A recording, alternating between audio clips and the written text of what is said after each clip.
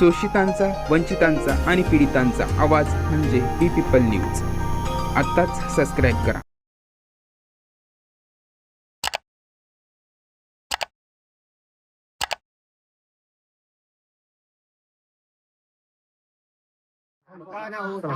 सत्तावीस तारखेला सक्षम ताटे या अतिशय युवा एका मुलाची हत्या झाली आणि त्या सगळ्या आज जे त्याची हत्या झाली त्याला आंतरजातीय मैत्रीची आणि एकमेकांची असलेल्या बांधिलकीची खूप मोठी पार्श्वभूमी आहे. सक्षमची असलेली मैत्री तोडावी याच्यासाठी आचलवरती पुन्हा पुन्हा तिच्या कुटुंबाकडनं तडफड आणली जात होती.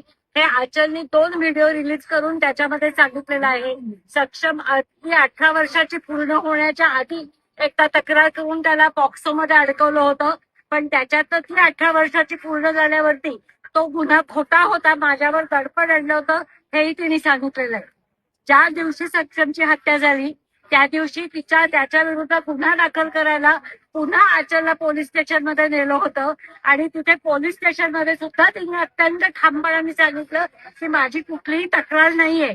आणि आचलच्या बयानानुसार पोलिसांनी तिच्या समोरच तिच्या भावाला सांगितलं की तू एवढ्या बाकीच्या सगळ्या प्रकरणं घेऊन पोलीस स्टेशनमध्ये येतो, त्याच्यापेक्षा त्या मुलाला मार आणि मग पोलीस स्टेशनमध्ये ये.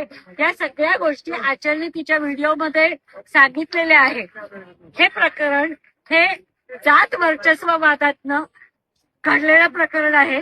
पण दुर्दैवाची गोष्ट अशी आहे की असे प्रसंग जेव्हा घडतात तेव्हा कित्येक वेळेला त्या मुलाची पार्श्वभूमी ही गुन्हेगारी प्रवृत्तीची होती याचा जास्ती बाऊ केला जातो आणि त्याच्यामुळे घडलेल्या गुन्ह्याचं एक क्षुल्लकीकरण करणं, त्याचा एक जो जाणीवपूर्वक पोलिसांकडनं प्रयत्न केला जातो तो होऊ नये आणि त्याच्यात सक्षमला न्याय मिळाला पाहिजे.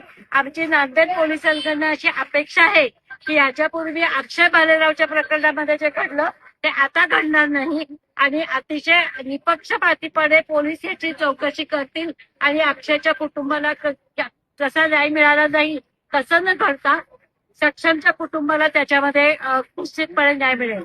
दुसरी माझी जाहीरपणे आता पोलिसांना एक अशी विनंती आहे की ते कुटुंब आता प्रचंड दहशत खाली आहे. गुन्हेगार ज्याच्यावरती आरोप आहे तो अल्पवयीन असल्यामुळे तो लवकर सुटण्याची शक्यता खूप लोकांना वाटते. जे निर्भया प्रकरणामध्ये संपूर्ण भारताने त्याच्यामध्ये पाहिलेलं आहे आणि पूर्ण कुटुंबाला आणि आचलच्या जीवालाही धोका आहे. त्यामुळे सक्षमचं कुटुंब आणि आचल यांना न्याय देणं आणि यांना संरक्षण देणं ही पोलिसांची त्याच्यामध्ये जबाबदारी आहे.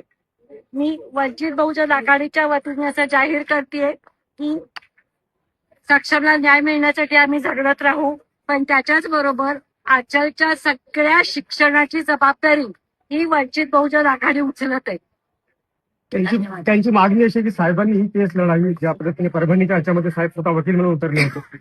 वंचित बहुजन आघाडी पाठवायची म्हटल्यावर ते काही करण्याची वेगळं सगळ्याची गरज नाही. तुम्ही साहेबांच्या कानावर घातला आहे की त्यांची अशी मागणी म्हणून? साहेबांच्या कानावर नसतं तर मी आज इथे आले नसते. असते का वकील म्हणून त्यांच्यासाठी लढणे? मला आता मागणी केली मी साहेबांच्या कानावर. धन्यवाद. त्यांच्या घरात मार पण नाही झालं.